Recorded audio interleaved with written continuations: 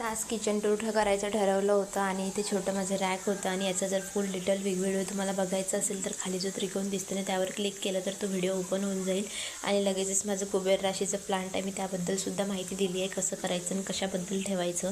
आणि इथे अशी मोठी रॅक आहे आणि बाजूलाच असं छान छोटंसं माझं देवघर आहे आणि देवारा तर एवढा सुंदर दिसत होता ना. आईने छान सजवलं होतं आज त्याला.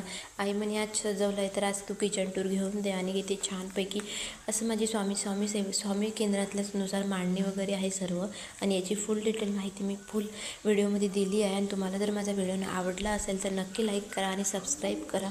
आणि अशा प्रकारे माझा किचन टूर होता. आणि चलो बाय, भेटूया नेक्स्ट ब्लॉगमध्ये.